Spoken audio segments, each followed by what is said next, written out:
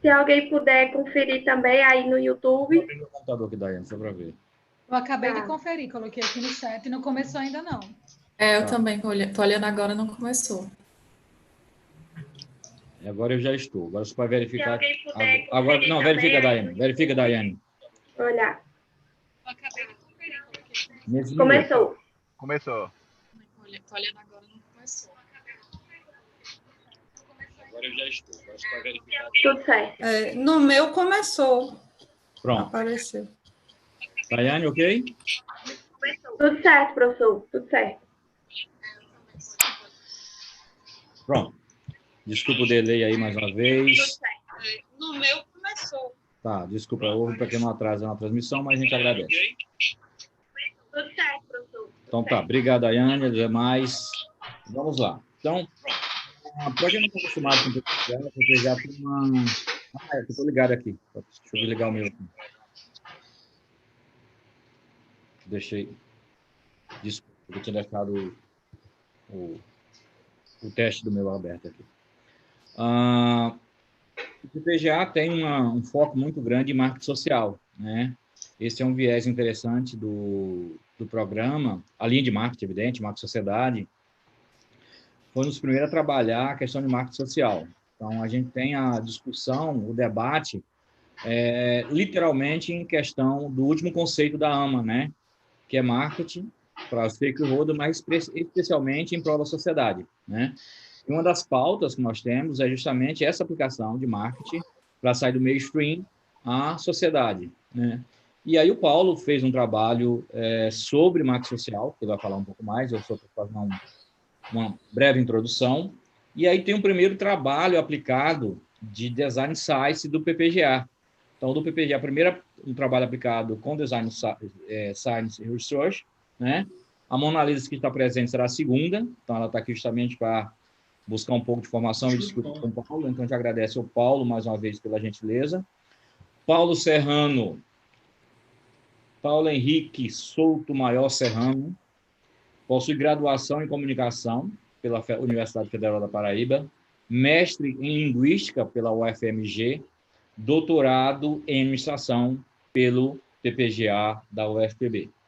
Atualmente é professor do curso de Comunicações e Mídias Digitais da UFB e desenvolve pesquisa e estudo em educação à distância, desenvolvimento web, gamification e marketing social. Paulo, mais uma vez, em nome do GPCIB, da PPGA e da UFB, agradeço a sua presença conosco e a parceria de sempre comigo. Então, muito obrigado mais uma vez, seja bem-vindo, fique à vontade. Tá, joia. Muito obrigado, Nelson. Só para confirmar, eu tenho 1h30 para conversar ou a gente tem um horário mais livre para perguntas? Como que tá? Aí de 40 a 50 minutos e depois a gente abrir para um bate-papo, para a gente colocar você na parede. Ah, perfeito, então. Então, gente, boa tarde a todos, boa noite se estiver assistindo mais tarde, ou bom dia, né? A gente nunca sabe, então, saudações. Eu, como o professor Nelson apresentou, sou um ex-aluno lá do PPGA, né, no programa de pós-graduação em administração da UFPB, e tenho essa diversidade, né, no meu conjunto de pós-graduações aí, na minha formação, né, de modo geral. E aí eu vou apresentar para vocês um pouco dessa proposta, desse paradigma que é o chamado Design Science, né? E para falar um pouco sobre isso, acho que é interessante pensar como isso pode ser útil. Acho que a gente está aqui, né, nesse diálogo, pensando em novas propostas de pesquisa, em abordagens, né, de pesquisa, e essa é uma possibilidade que eu particularmente achei incrível. Ela se encaixou muito bem naquilo que eu entendo como importante para um trabalho de pesquisa, para um trabalho científico. E, claro, que existem inúmeras outras, e o fato de eu achar mais importante não desmerece, né, naturalmente, nenhuma outra, mas, enfim, é sempre bom trazer essa ressalva aí importante, mas para mim funcionou muito bem. E eu espero que, conhecendo também um pouco dessa proposta, alguns de vocês que estão aí possam se identificar também, pesquisar um pouco sobre isso e procurar trazer um pouco mais essa abordagem para a área do marketing social, para a área das ciências da administração.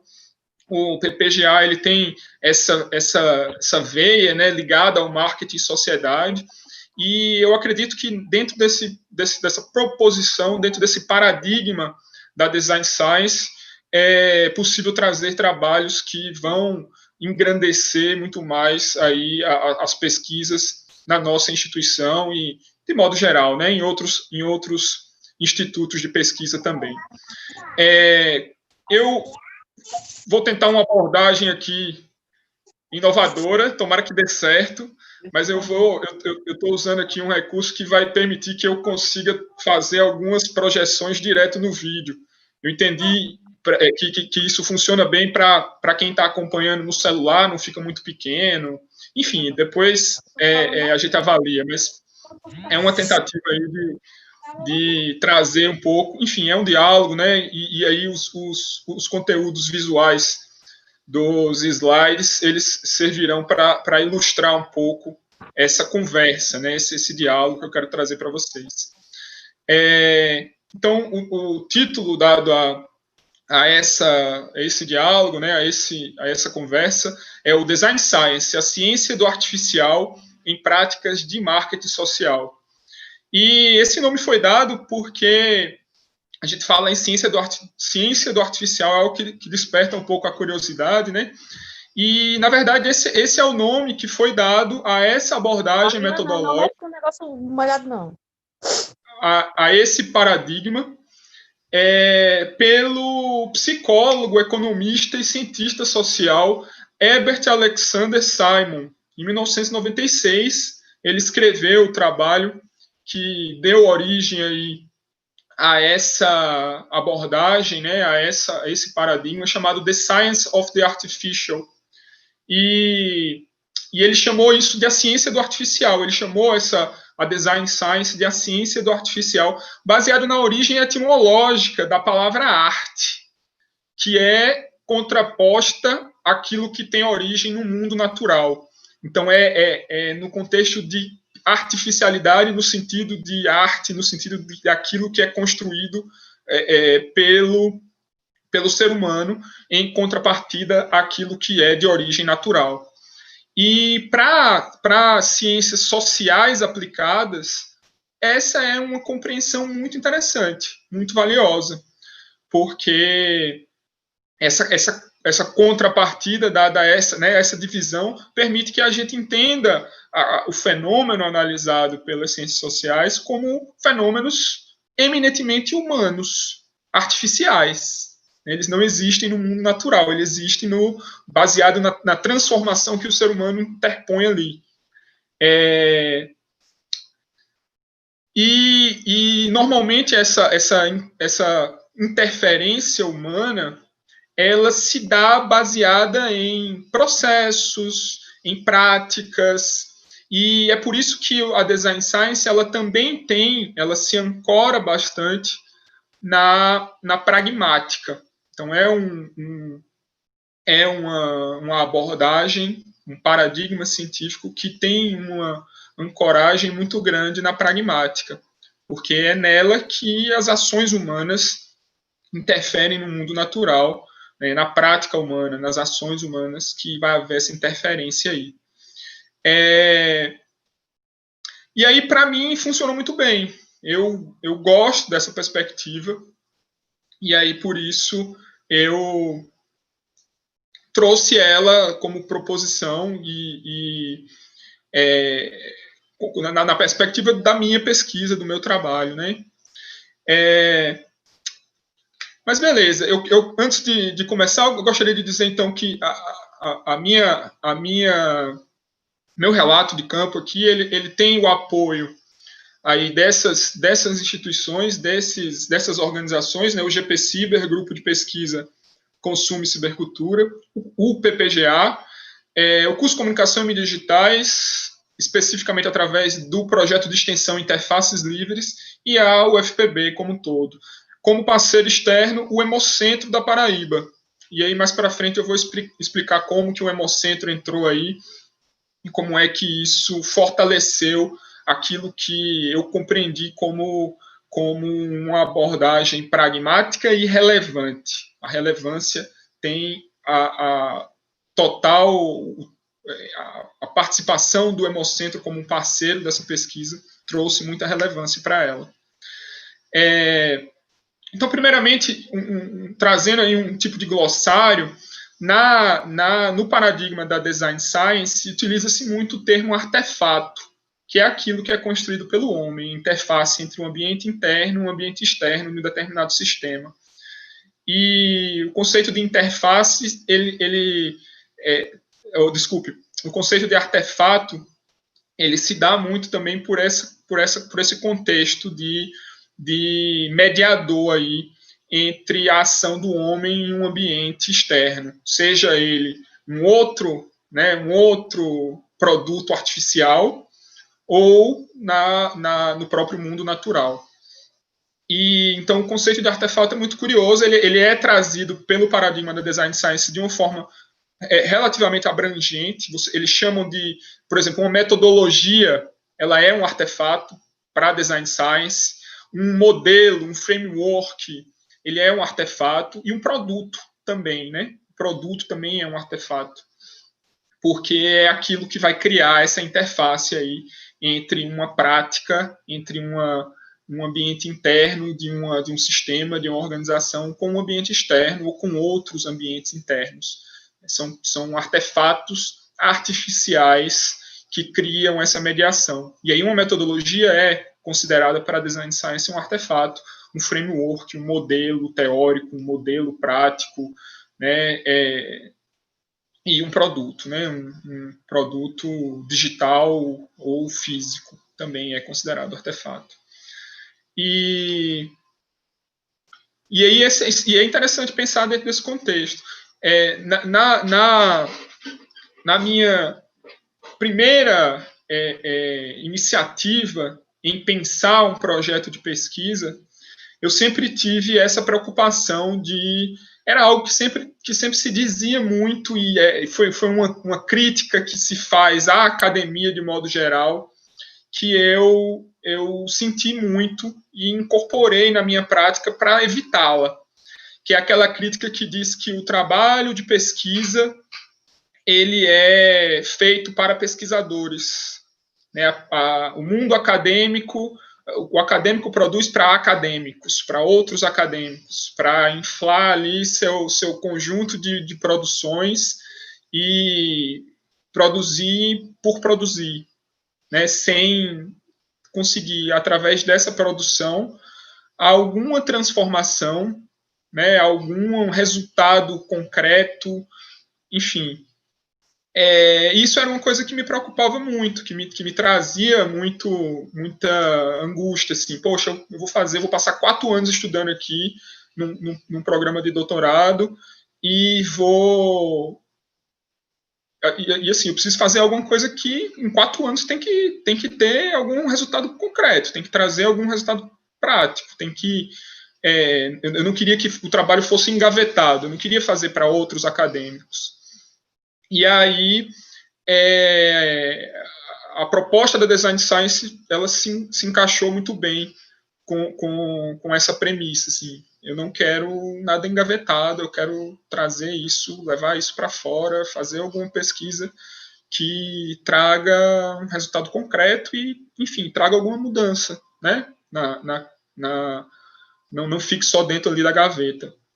E aí a Design Science, como eu falei, ela se encaixou bem ali. Ela tem como proposições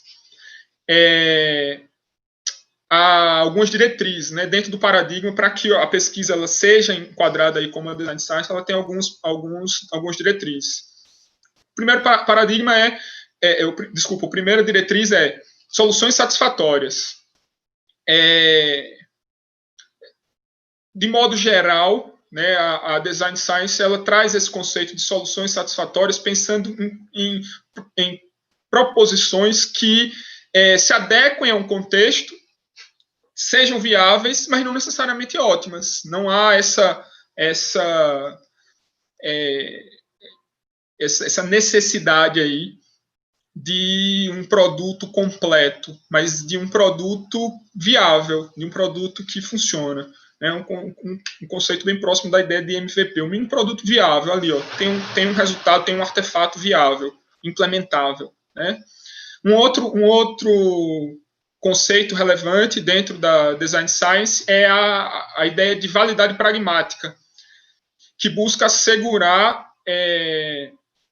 a utilidade, né, considerar aí no produto, no resultado da pesquisa, o custo-benefício que vai ser aí aplicado a necessidades reais. E aí é dentro desse contexto de validade pragmática que se entra a relevância da pesquisa, né? A relevância da pesquisa, ela é fundamental para a obtenção dessa validade pragmática. E eu acho que essa também é uma preocupação interessante para as pesquisas que possam ser conduzidas dentro da DSR, né? Você pensar em relevância daquilo que está sendo proposto ali, daquilo que está sendo pesquisado. E aí, esse é o conceito aí, né, da Design Science Research, que é a metodologia do paradigma Design Science, a pesquisa com Design Science, que é chamada de DSR. Trata-se, então, da ciência que procura consolidar conhecimentos sobre o projeto e desenvolvimento de soluções para melhorar sistemas existentes e resolver problemas e criar novos artefatos. Lembrando ainda aquele conceito de artefatos anterior. Então, essas são as diretrizes, tá, da DSR, que é a metodologia da Design Science, do paradigma Design Science, que é a construção de um artefato dessa metodologia, desse framework, desse produto, desse protótipo, ter relevância, né, ter um problema relevante sendo tratado ali, ter o resultado dessa aplicação de metodologia, ter nela um procedimento de avaliação, porque aí é onde entra o grande lance da DSR, é você ter condições de verificar se aquele artefato, se aquela abordagem artificial que você está propondo, ela tem resultados eficientes, né, válidos, e a avaliação ela também está dentro desse escopo. Como é que você vai avaliar o artefato que está sendo proposto ali? Normalmente, entende-se que existe na avaliação, no processo de proposição de um método, uma contribuição muito forte para a pesquisa, para a teoria, para aquele campo.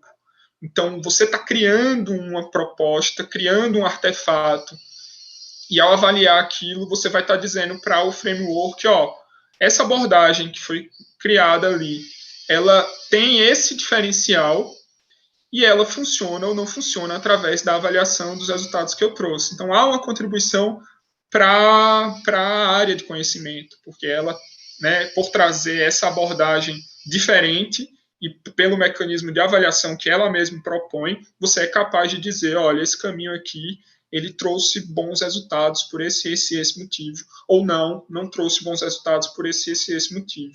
E aí você tem uma contribuição de uma lacuna teórica, né, uma contribuição para a pesquisa. O rigor é fundamental, então os métodos são rigorosos, são, né, necessariamente como uma pesquisa científica e acadêmica, precisa ter também a preocupação com o rigor das técnicas de pesquisa que estão sendo implementadas ali. E a diretriz de entender a criação como um processo de busca por respostas, por melhorias, né? Também é uma das diretrizes. E no final de tudo, essa abordagem metodológica recomenda a comunicação da pesquisa. Você apresentar os resultados. E aí, claro, as revistas acadêmicas, elas têm um viés de comunicação da pesquisa, mas é importante que se amplie esse escopo justamente para obtenção de relevância, para que o nicho que vai consumir o resultado, né, que vai receber a comunicação dessa pesquisa, não seja restrito aos leitores daquele canal de comunicação. E aí a comunicação da pesquisa ela é bem evidenciada aí, para que isso possa ser levado, os resultados desse artefato possam ser levados para outros ambientes, para outros contextos. No meu trabalho de pesquisa, eu utilizei a abordagem metodológica do Ken Pfeffers e desses outros autores aí. É uma abordagem metodológica baseada no paradigma da Design Science, e ele é voltada para os sistemas de informação. A DSR ela se fortalece muito dentro da área da administração para a gestão de TI. E a área de tecnologia ela tem nesse paradigma científico muito amparo. E aí eu utilizei só que dessa vez, né, utilizei as diretrizes metodológicas propostas pelo Ken Pfeffers e apliquei-as no marketing social. Foi feita essa adaptação do que era colocado como uma diretriz para a área de gestão de sistemas, né, sistemas de informação, e a área de marketing social também. E aí os procedimentos metodológicos propostos pelo Ken Pfeffers são esses que estão aí com o fundo escuro, e a implementação deles no trabalho de pesquisa desenvolvido por mim é o que está aí com o fundo branco. Então, a identificação do problema, definição dos objetivos foi feita através da revisão sistemática de literatura, para posteriormente haver o projeto de desenvolvimento, né, que aí no meu trabalho foi o desenvolvimento de uma metodologia de gamificação para o marketing social e aplicada ao processo de doação de sangue. E aí daí a importância da participação do Hemocentro nessa pesquisa como um dos agentes aí, né, que colaboraram para o desenvolvimento do artefato que eu estava propondo, que foi multifacetado. Ele tinha ali, foi a proposição da metodologia, então a metodologia era um artefato, e o produto associado a essa metodologia, que foi implementado como um recurso para a avaliação do trabalho. Então, tinha a metodologia, mas como é que eu vou avaliar? Que é uma das etapas da DSR, né? Uma das etapas você precisa avaliar. Como é que eu vou avaliar uma metodologia? Eu tenho que implementar. Então, eu implementei através de um outro artefato, que é uma solução tecnológica, e aí os testes e a verificação pode ser feita nela. Então, eu fiz a proposição de uma metodologia, fiz a avaliação do artefato, a avaliação da demonstração dessa metodologia, que é o Pontos de Vida. Foi um web app que a gente fez para incentivar a doação regular de sangue.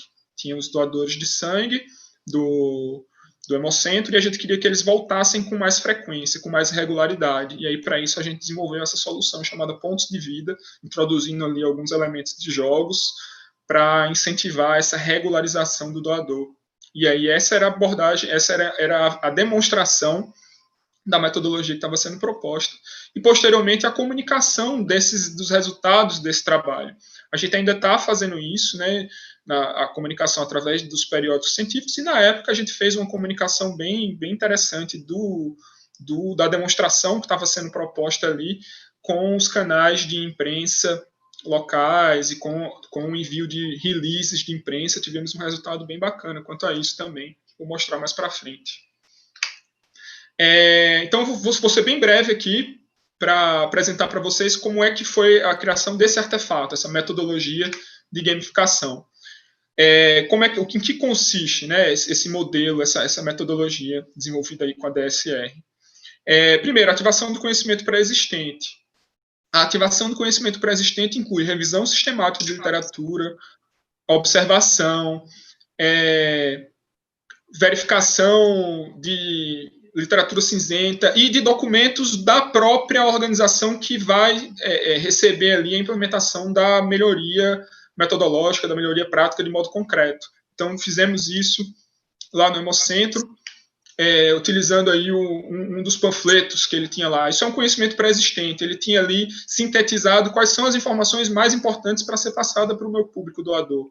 Então, para que eu vou descartar essa informação, esse conhecimento tão próximo da realidade? Eles não colocaram nesse panfleto o que eu acho que é importante as outras pessoas saberem. Eles colocaram ali o que eles entendem como necessário, são as perguntas que eles mais respondem. Então, isso também é parte dessa proposição metodológica.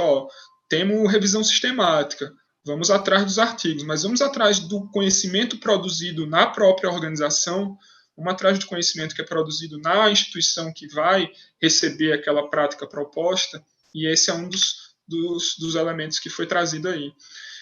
Um outro ponto implementado nessa metodologia de gamificação para o marketing social é o reconhecimento local de prática.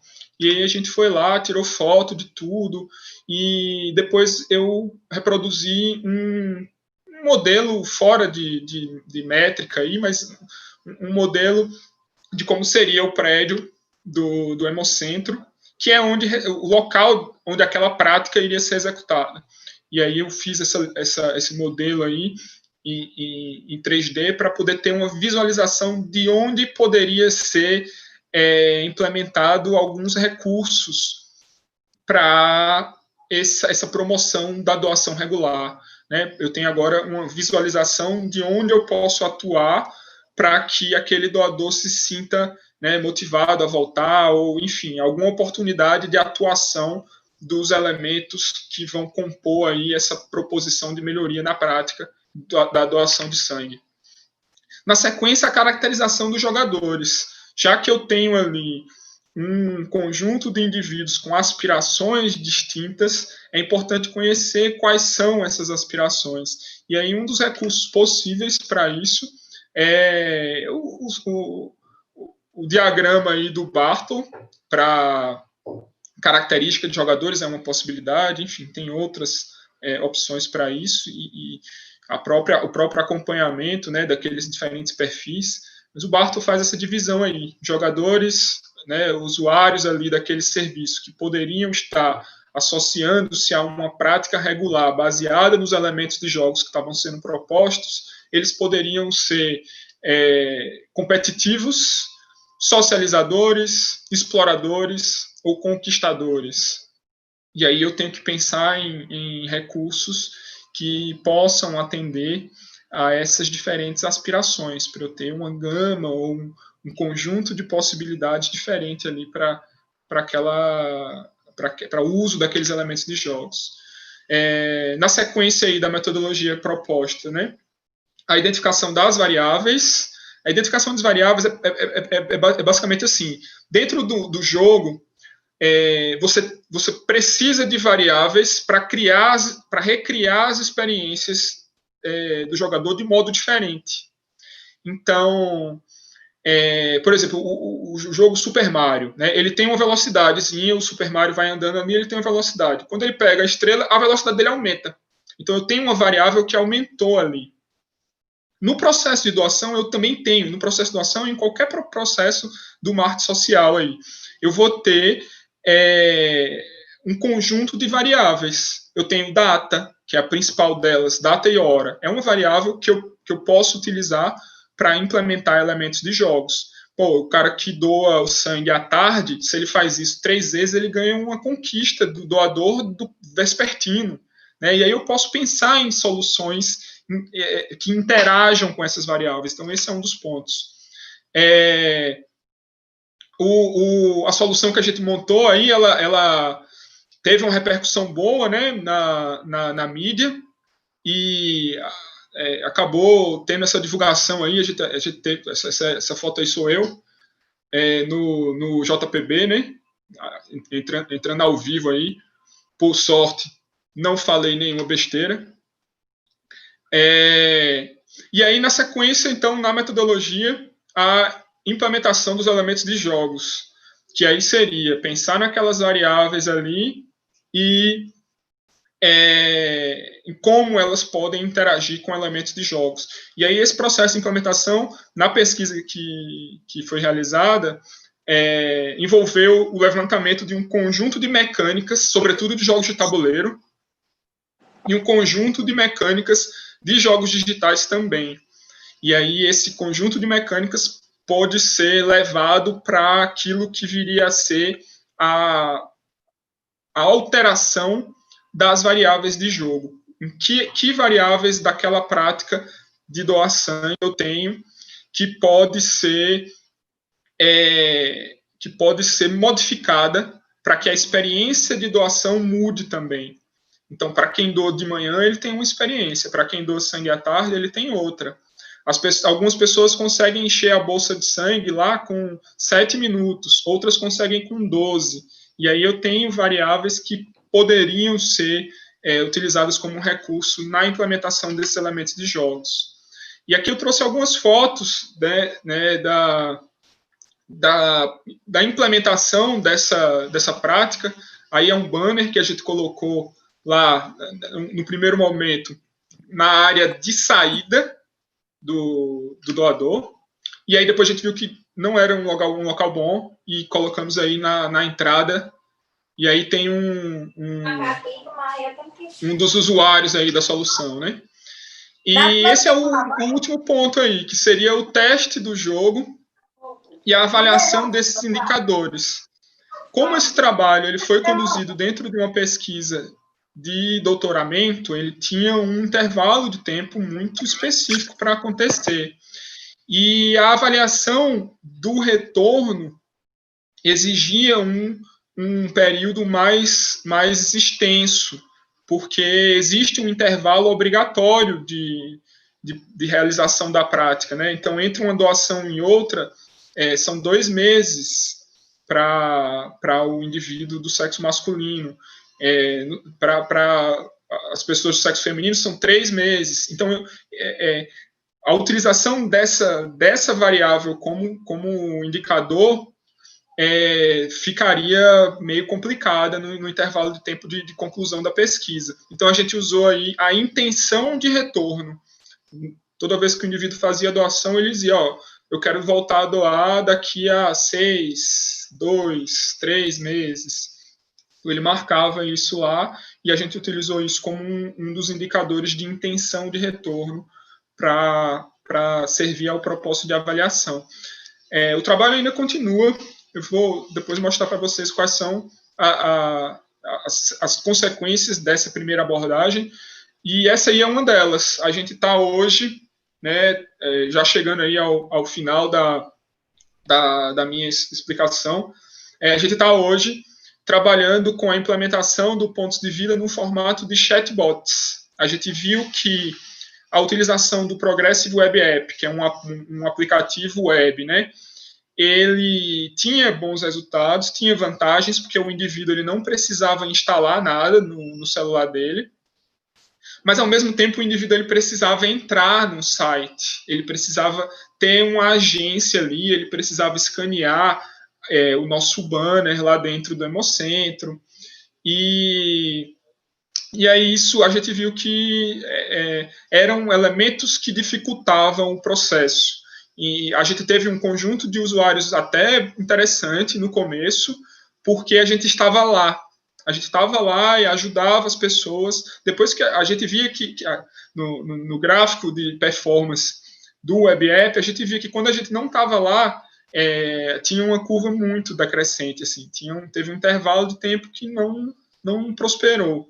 Então a gente, eu acho que as pessoas estão tendo dificuldade de entender o que é aquilo, de usar a solução se a gente não estiver lá para explicar. E ainda que a gente estivesse lá, as pessoas ficavam confusas com a necessidade de entrar no Web App. O conceito de Progressive Web App ainda era muito novo também. Então, o Progressive Web App, que é um Web App, mas que vira aplicativo também. Você pode instalar e pode não instalar. Ainda é muito novo. E aí precisava explicar, e aí a gente, não tá dando certo, a gente não tem, aí entra naquela dimensão da DSR, né? O custo-benefício.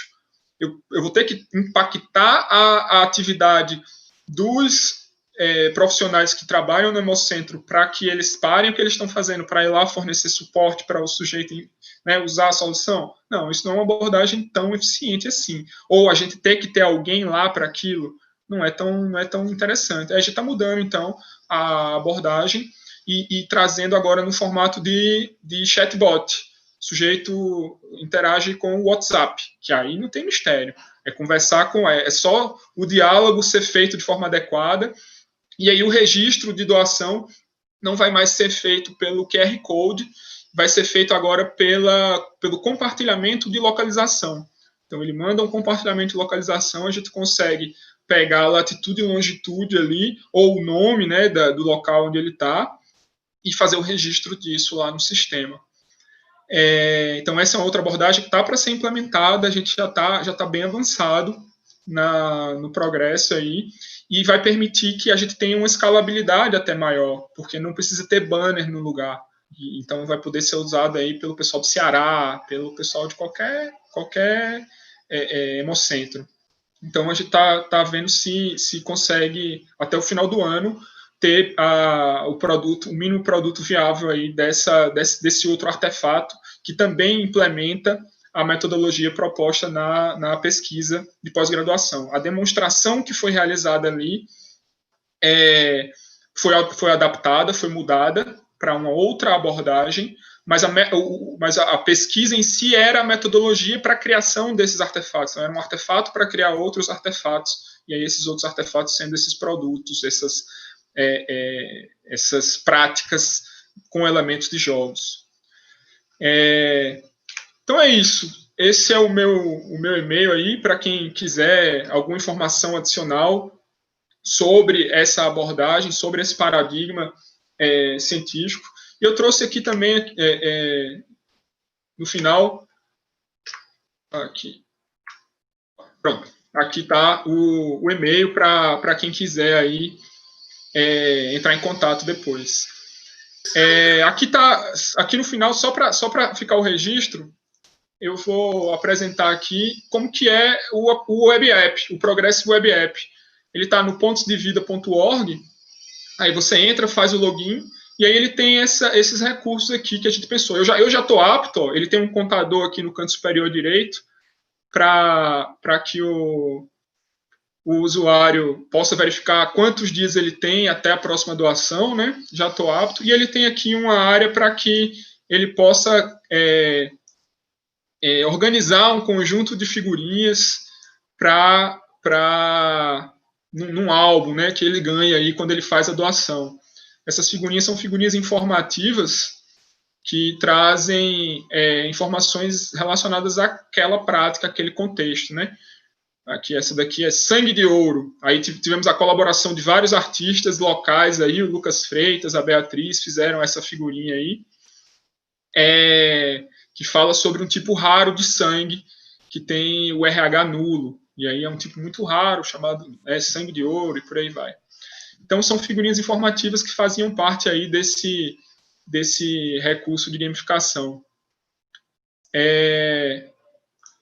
Mas é isso, gente. Então, de modo geral, foram essas as etapas. A Design Science, ela trouxe aí uma facilidade, né, um caminho trilhado de como eu poderia conduzir essa pesquisa, como isso poderia ser implementado dentro de um arcabouço teórico e metodológico robusto, e trazendo para um viés de relevância, de pragmática, que era o que eu queria enquanto pesquisador, que é o que eu acredito enquanto pesquisador.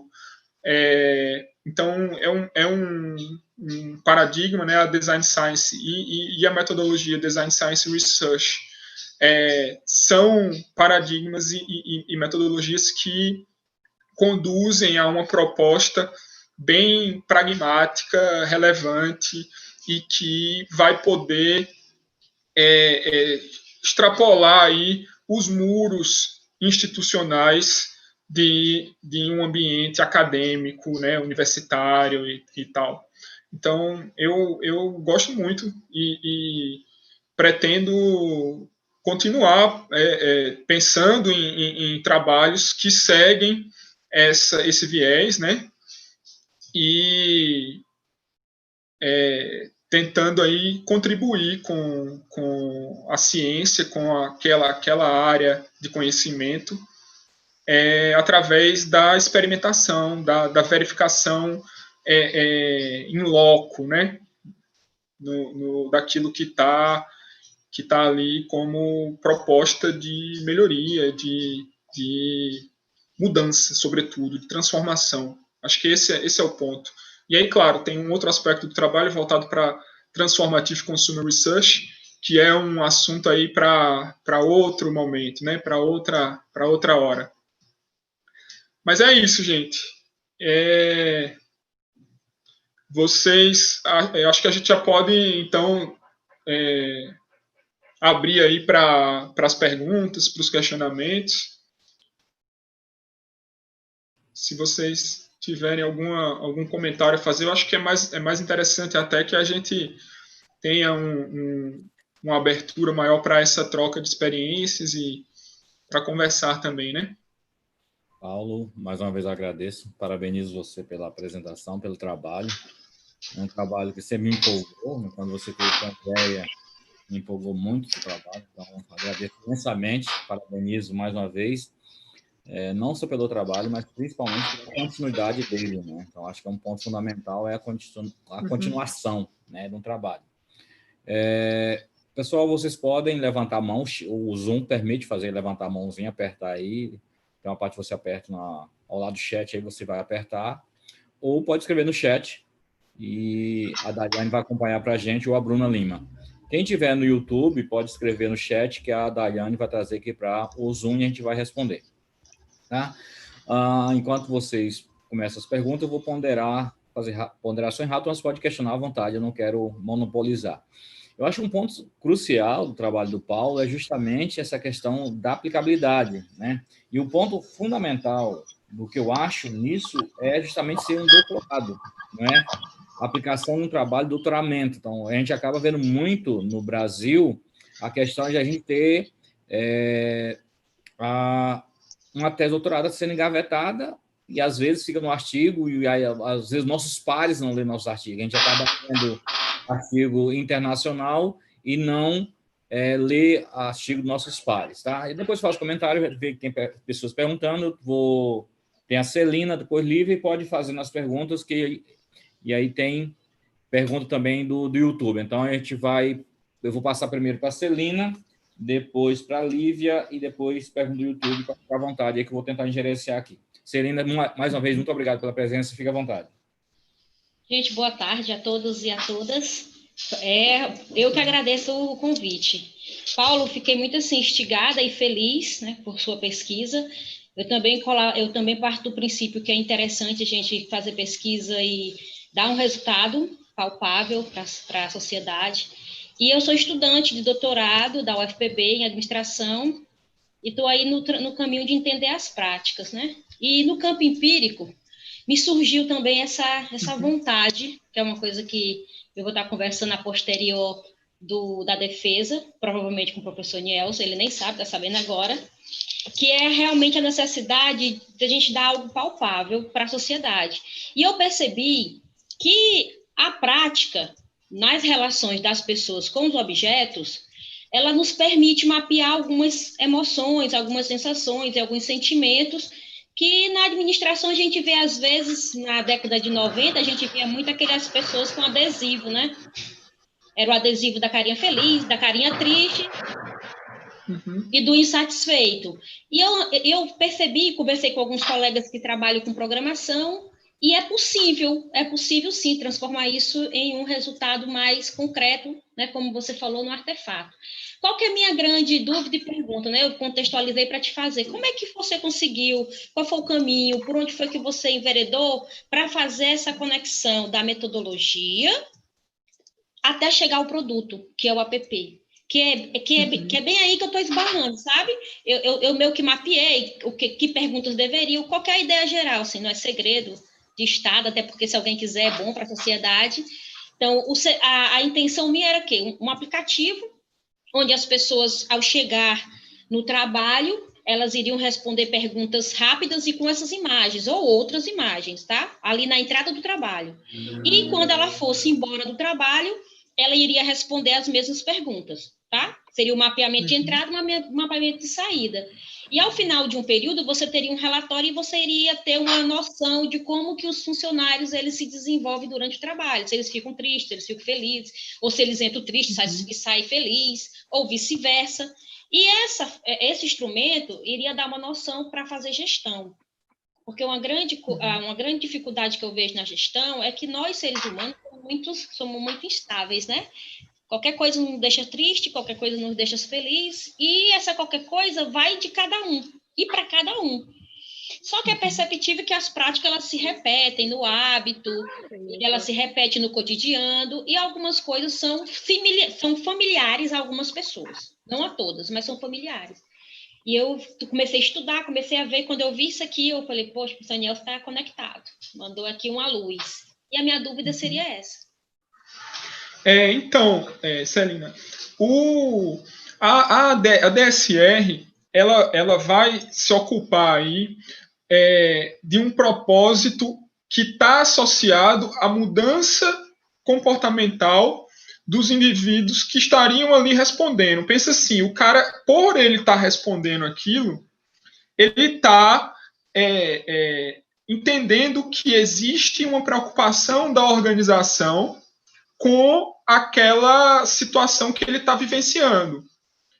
E essa preocupação com a denotada ali naquele artefato tecnológico é o que efetivamente constitui-se da mudança da transformação. Acho que a minha câmera agora voltou. A transformação daquela prática, daquele conjunto de ações que o sujeito exerce. Então, você, dentro da DSR, você poderia estar pensando numa metodologia associada à melhoria da impressão que o indivíduo tem pela própria resposta que ele dá ali. O instrumento em si, o artefato tecnológico em si, ele não é algo exclusivo da Design Science Research. Eu diria que a Design Science Research ela se ocuparia da mudança na prática daquele indivíduo, e aí você pode pensar na mudança da prática daquele indivíduo, naturalmente, para a melhoria do desempenho dele ali, né, da satisfação dele ali, mas que poderia estar associada com esse recurso de levantamento de dados. Então, pensa assim, o próprio ato de responder uma pesquisa pode também trazer satisfação para o indivíduo. E aí eu tenho uma mudança nas ações que ele está executando ali, uma mudança no artificial, tá entendendo? Uma mudança no artefato ação, no artefato prática. E eu acho que é nesse sentido que a DSR pode ser pensada dentro desse contexto. Ela não é o artefato tecnológico em si. O artefato tecnológico você pode usar dentro de qualquer perspectiva, sobretudo para levantamento de dados, né? Uma técnica de levantamento de dados. Mas a DSR ela se ocuparia desse propósito, desse propósito de pensar uma forma de melhorar aquela prática, trazer mais satisfação. Que metodologia eu posso pensar para trazer mais satisfação? Aí você tem várias abordagens. Tá? Obrigada, professor. Celina, acho que só complementando, Paulo, como você trabalha com práticas, eu sei as práticas, não vou entrar no mérito aqui, mas é interessante a conscientização do sujeito, né? A partir do momento que o sujeito tem consciência dessas práticas, a gente faz, às vezes, sem ter reflexão. E quando eu sou questionado, ou ponderado, ou confrontado com elas, eu começo a conhecer melhor minhas práticas. Talvez o maior ganho do seu trabalho, vai ser justamente esse. Será que o sujeito tem consequências, sabe as consequências de tais práticas? Nós sabemos que as consequências podem ser positivas, né? Externalidade positiva e negativa, justamente o segmento que você está pesquisando. Não vou entrar no mérito aqui para não discutir teu método de trabalho, mas é interessante porque realmente eu vejo muito a aplicabilidade e falta de conhecimento do sujeito. Então, a reflexão é interessante nesse sentido, tá bom? Pessoal, é só informação. Às 15 horas, a gente vai colocar o check-in aqui no Zoom e no YouTube, se quiserem, para colocar o check-in. Tem pergunta mais do YouTube agora, mas depois eu faço. Agora eu passo a palavra para a Lívia. Lívia, mais uma vez, obrigado, seja bem-vinda. Celina, obrigado. Grata, professor.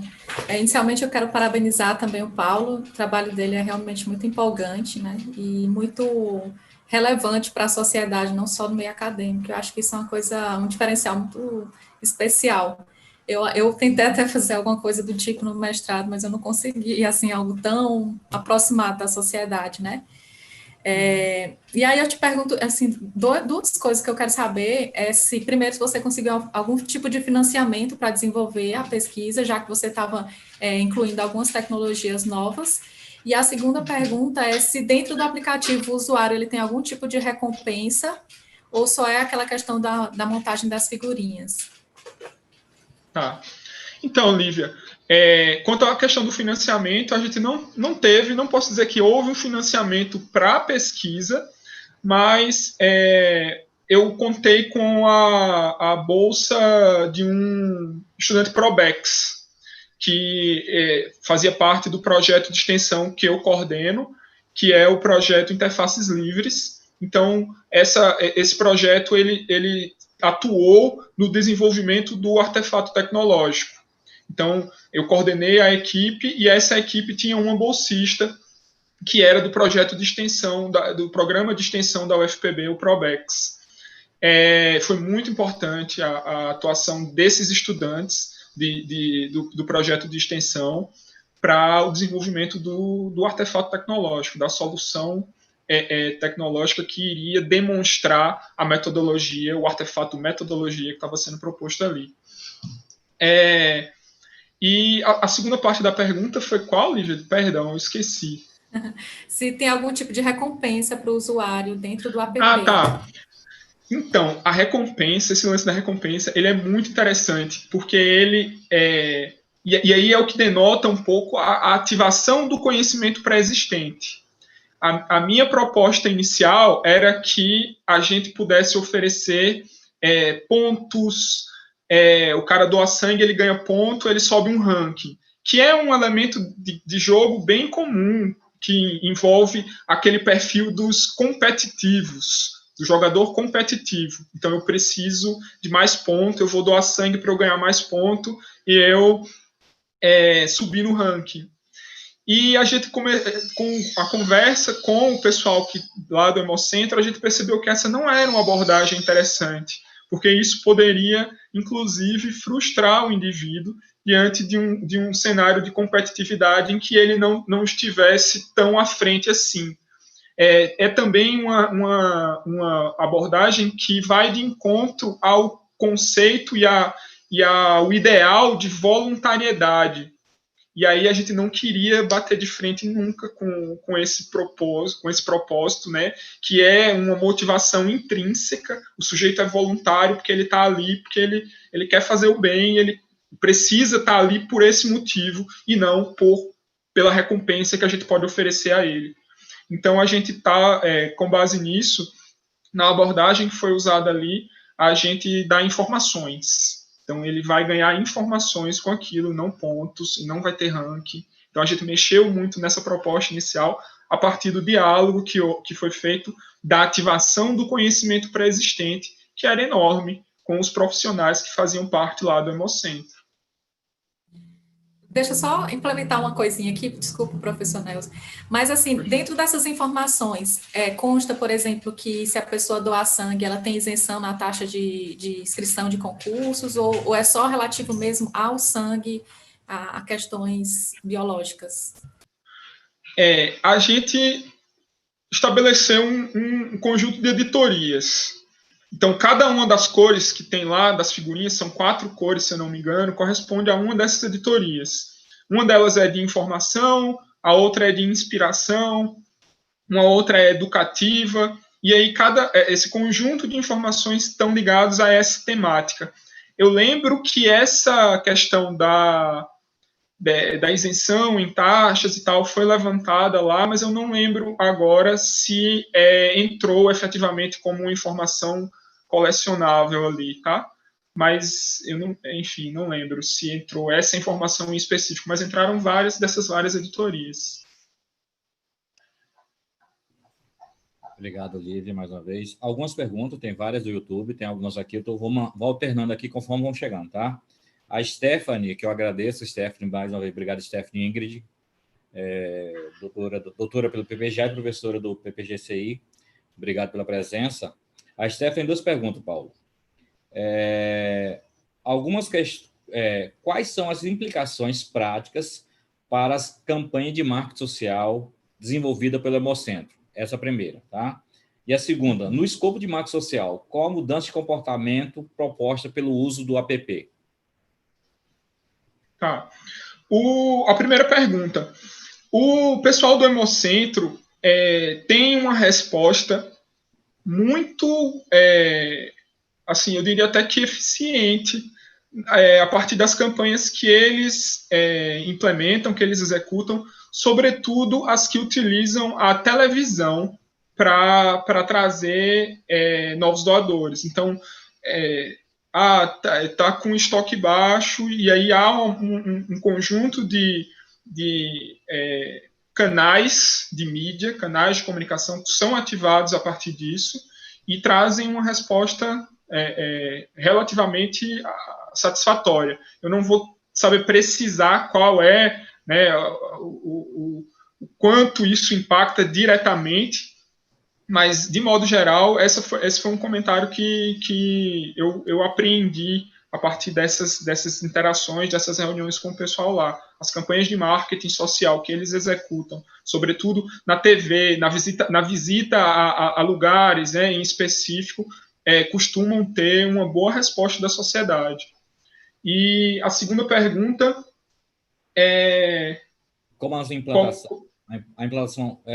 implantação desse app contribui para pesquisas futuras em marketing social, em especial para a doação de sangue? Tá. O aplicativo, ele em si é a demonstração da metodologia que foi proposta como artefato dentro da DSR para o marketing social. Então, a contribuição principal desse processo não está no artefato tecnológico app em si, mas na metodologia que foi proposta para desenvolver soluções desse gênero, que une marketing social, gamificação e a design science, né? Então, a contribuição teórica está mais voltada para esse viés. Claro que a implementação disso traz potenciais estudos, sobretudo ligados à utilização de elementos de jogos, já que eu tenho ali uma aplicação concreta disso, a utilização de elementos de jogos relacionados à mudança de comportamento, né? A mudança de comportamento de um usuário de um serviço voluntário. Nesse caso em específico, pode-se dizer que existe esse direcionamento. Em termos de encaminhamento do processo de pesquisa, a solução serviu para direcionar ou permitiu que os testes implementados nessa demonstração, pudessem fazer com que um direcionamento diferente fosse proposto. Então, houve uma aprendizagem com aquela abordagem inicial proposta, e a partir dessa aprendizagem foi possível encaminhar a pesquisa para essa nova perspectiva trazida aí pelos chatbots. Stephanie, complementando o Paulo, um ponto interessante também foi a publicização que nós tivemos durante o teste do app. Então, na verdade, assim, teve todas as TVs da Paraíba, praticamente por vários jornais da Paraíba falaram, e vários sites. Então, foi uma publicização muito grande e um aumento significativo da ação. O que acontece? A gente sabe que toda campanha vai ter momento de elevado e depois vai ter declínio. Mas o ponto de conscientização foi um ponto interessante do aplicativo, e sim chamar a atenção e a informação. Eu acho que, como o Paulo falou, a questão de mudar comportamento. Muita gente não sabia a questão. Acho que o trabalho do Fraser vai mostrar isso. As pessoas não doam com medo. E, na verdade, é falta de formação. Então, na verdade, você tem aí toda uma discussão feita para o consumidor, né? Mais uma vez, aplicando marketing para mudar comportamento. Obrigado, Stephanie, mais uma vez. Brena, fica à vontade. Obrigada. Paulo, primeiro, parabéns. Eu assisti a tua banca e foi, assim, muito interessante para mim ver essa outra abordagem, né? E agora entender um pouquinho mais sobre isso. A minha pergunta ela mais é questão de prática mesmo. Foi necessário utilizar de alguma ferramenta, incluindo a questão da linguagem de programação? Como foi que você fez para realizar essa jogabilidade, né, na questão do teu trabalho? A gente não utilizou, a gente até pensou inicialmente em usar alguma engine. Engine é o nome que se dá aos softwares que criam jogos, que criam outros softwares, né? Mas a gente viu que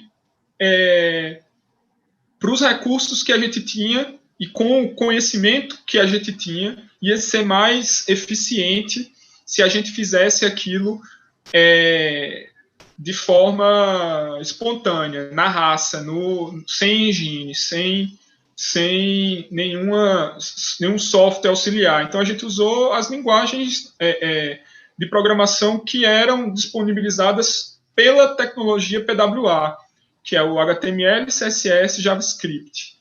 E aí a gente fez com base na linguagem de programação JavaScript, na estilização e estruturação do HTML e CSS.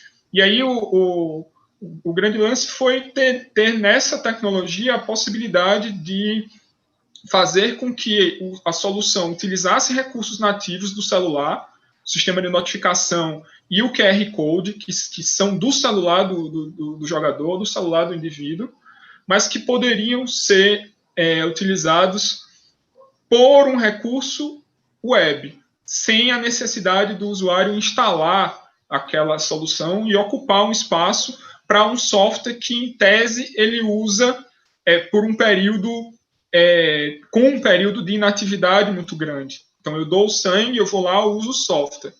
Só daqui a 2 meses ou 3 meses eu vou lá doar sangue de novo. Então, eu não quero ter aquele software instalado no meu smartphone por um período muito longo. Esse também foi um desafio para a gente. Como criar um engajamento em período de ociosidade da prática.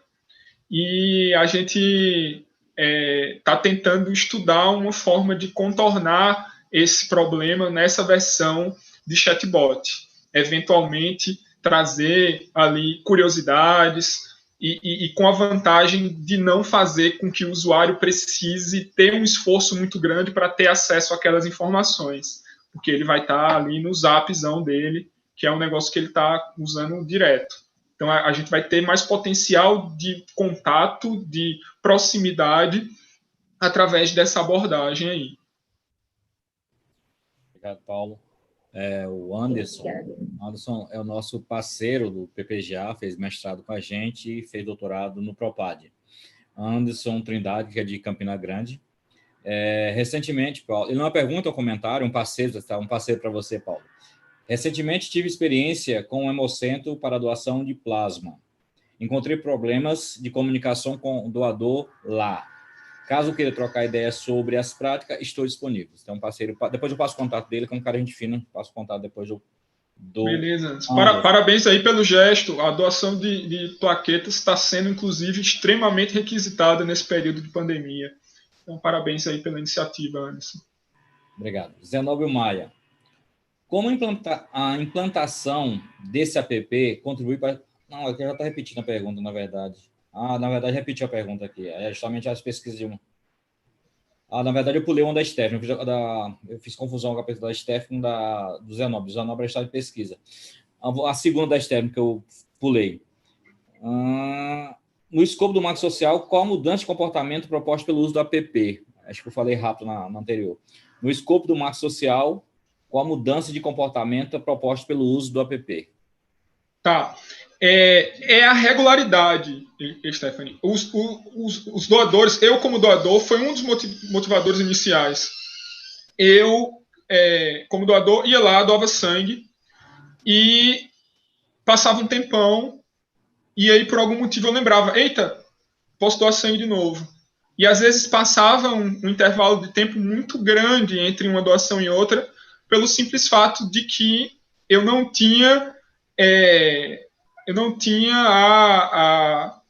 o hábito, o comportamento habitual de ser regular.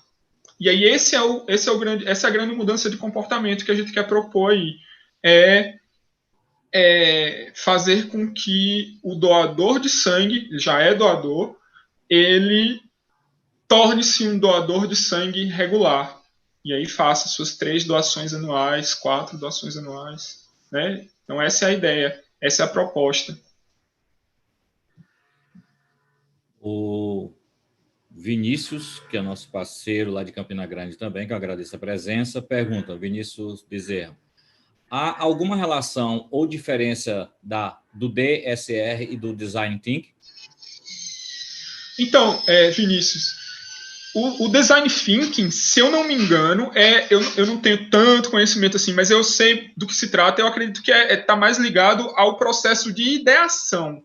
É quando você vai levantar requisitos e levantar necessidades para o desenvolvimento de uma abordagem prática, né? Eu acho que talvez a relação com a DSR, que é uma metodologia de pesquisa, né, a Design Science, que é um paradigma de pesquisa, esteja nessa preocupação com o concreto, com a pragmática. Eu acho que pode-se ter uma relação aí, mas que, em termos gerais, são coisas distintas, né? Mas acho que a aproximação está nesse viés aí de ideação, de criar artificialidade, criar artefatos. Acho que está ligado aí nesse sentido.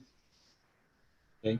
Paulo, gente, pessoal, pode perguntar à vontade, tá? Eu estou gerenciando aqui. Vários parabéns lá do YouTube, tá ok? Elaine, Anderson, Sandra Ferreira, parabéns pelo trabalho. Reforço as palavras do professor Nelson com relação à importância das pesquisas científicas em nossa área serem de aplicação prática. Messias parabenizando também. Charles Bruno, valeu. Por favor, fica à vontade.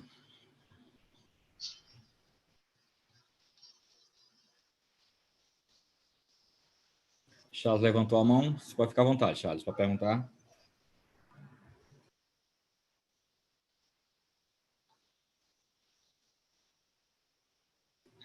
Deixa eu fazer um comentário breve aqui, enquanto o Charles organiza aí o microfone.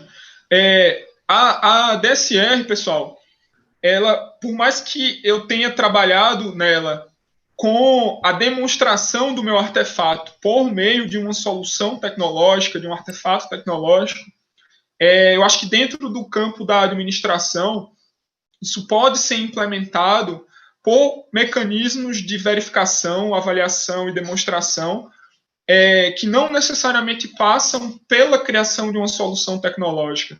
Por se tratar de um modelo, de um paradigma, né, científico que trabalha com artefatos virtuais, posso dizer assim, artefatos que não são necessariamente tangíveis, você pode pensar em uma metodologia, de um processo, né, dentro de uma organização que está sendo melhorado ali através de uma proposição, né, de uma pesquisa acadêmica, mas que pode ser verificado em termos concretos, pode ser avaliado a partir da implementação, do contato que você tem ali, que pode implementar aquela sua mudança proposta e que você vai poder avaliar, sem problema. Tá? Acho que o lance de ter um artefato tecnológico não é um fator que limita as pesquisas ligadas à DSR. Pessoal, meu vizinho começou a... Vizinho não, a rua começou a fazer barulho aqui, eu peço desculpas. Eu esqueci de comentar, às 15 horas eu coloquei no check-in do chat aqui do YouTube, o check-in, tanto aqui no chat do Zoom como do YouTube. Por favor, assinar lá para o certificado. Apenas uma vez é suficiente. Paulo, um ponto que você colocou agora interessante, que vale ressaltar, que é, às vezes, assim, a gente fica na faculdade de porta fechada, né, discutindo ciências e sem aplicar o conhecimento que nós temos. E uma surpresa interessante e agradável foi justamente o reconhecimento pelo Hemocentro como a administração pode contribuir, como o marketing, especialmente, pode contribuir não apenas em publicidade, mas em autoprática. Então, isso é um ponto interessante. Se puder comentar um pouco sobre isso, eu gostaria para o pessoal ter ciência que, na verdade, houve uma receptividade muito grande do Hemocentro e felicidade ao reconhecer como pode ser aplicado, trabalhos aplicados, no caso, em marketing, especificamente em marketing, não apenas uma campanha publicitária. Como a gente vê, todo mundo já sabe, quando eu falo marqueteiro, é uma questão pejorativa, e, na verdade, marketing fazendo o bem em prol da sociedade. Isso. A aplicação de um projeto de pesquisa da universidade dentro da sociedade, ela é bem-vinda, ela é bem recebida. Existem setores que precisam de preocupações maiores, que é natural. Então, a área de saúde, como é a do Hemocentro, a gente teve que ficar muito atento a uma série de preocupações que estão ligadas que mexem com um comportamento ligado a questões de saúde. Então, a gente precisa, né, ter essa preocupação, mas eu percebi que a receptividade para o trabalho de pesquisa, né, sobretudo que tem essa característica de promoção de bem-estar social, é muito bem recebido. Então, a gente tem parceiros ali, a gente cria uma rede de parcerias que vão trazer ideias legais para o processo de construção da solução, que vão trazer toda aquela bagagem de conhecimento pré-existente para engrandecer muito mais o trabalho. Então, é um trabalho de pesquisa que tem aí a colaboração de um conjunto de pessoas que eventualmente se beneficiarão daquilo, né, que vão ter ali um mecanismo que possibilita a troca de informações, né? Você vai ter uma comunidade se formando ali, que é o que a gente deseja, uma comunidade se formando em volta daquela solução, por isso que a gente implementou o elemento de jogo de formação de grupos. Então, acho que essa parceria da universidade com essas instituições externas, a gente às vezes acha que vai dar mais trabalho. Pode até dar um pouquinho no começo, mas, meu amigo, a resposta que você tem, a contribuição que você tem em termos de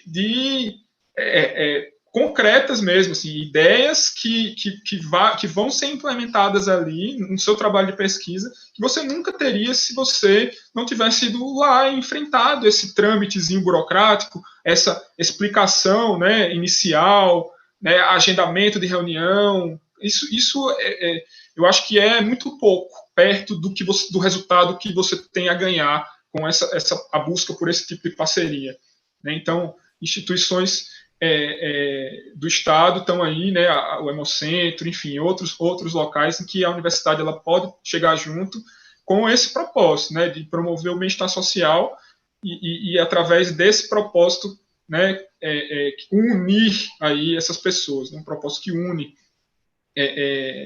várias pessoas de diversas instituições, a UFPB sendo parte aí disso.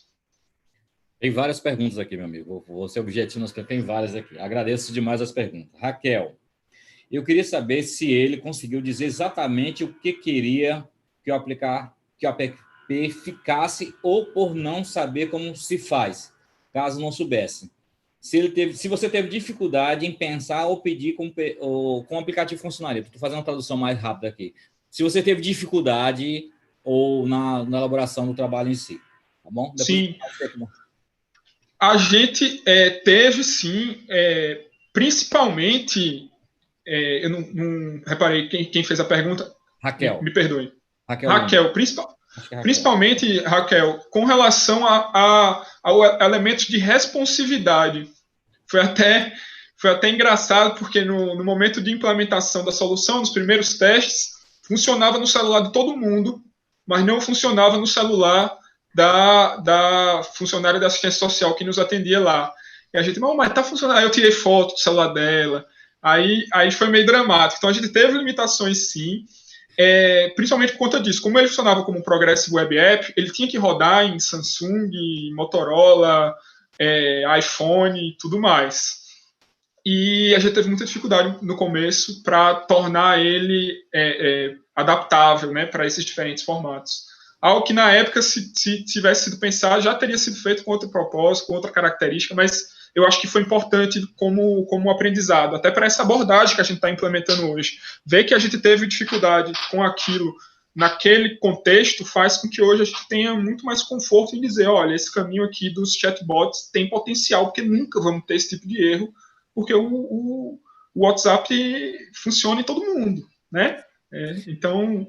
Essa passagem foi interessante, Paulo, que eu me lembrei do seu irmão lá, você em tempo real tentando fazer os ajustes lá. Mais perguntas. Fazer os ajustes. Júnior, nosso parceiro do mestrado também, fez mestrado com a gente, doutorado pela GV. Parabéns pelo trabalho, Paulo. Você chegou a confirmar mudança de comportamento? A gente teve várias intenções de retorno registradas lá.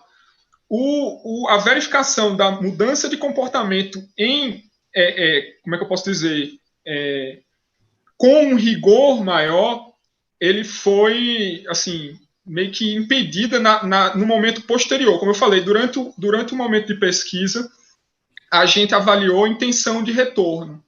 E aí eu sei que intenção de retorno não é a efetiva mudança comportamental que a gente precisa verificar. Mas quando a gente ia começar a estruturar o trabalho de verificação do efetivo retorno, que se dá nesse intervalo de tempo de 2 a 3 meses, a gente teve a impossibilidade vinculada ao Covid, né, a pandemia. Então, a gente não teve condições de fazer a verificação dessa regularidade, mas a gente fez a verificação da intenção de retorno. E aí a intenção de retorno foi positiva. A gente teve um conjunto de usuários que utilizando a solução, apresentaram o interesse, né, nessa mudança comportamental. Mas, realmente, a mudança comportamental de fato, a gente não conseguiu, porque é um estudo longitudinal que exige esse intervalo de tempo vinculado ao processo de doação, né? Uma doação e outra doação. Mais perguntas do YouTube, depois tem aqui no chat também que eu vou ler depois, vou no YouTube. José Eduardo Barros, que eu agradeço a presença, e a Sandra. Eu vou fazer a pergunta, que se complementa a pergunta. Paulo, uma etapa da tua pesquisa considera a avaliação do artefato. Como foi o feedback dos usuários do app? Você usou alguma métrica? Se usou, qual foi a métrica do José Eduardo e da Sandra do YouTube? Tá. A gente usou acessos como um dos elementos de indicação de performance, novos cadastros e a intenção de retorno, como eu falei. A gente também verificou a quantidade de figurinhas colecionadas, então essa também era, e a visualização dessas figurinhas. Então a gente tinha a quantidade de doações como registro inicial, sendo que a mudança comportamental que a gente queria era o retorno, que foi medido aí pela intenção e não pelo retorno efetivo, em virtude da longitudinalidade, né, do estudo longitudinal que isso exigiria, mas também, ainda é algo que a gente vai correr atrás.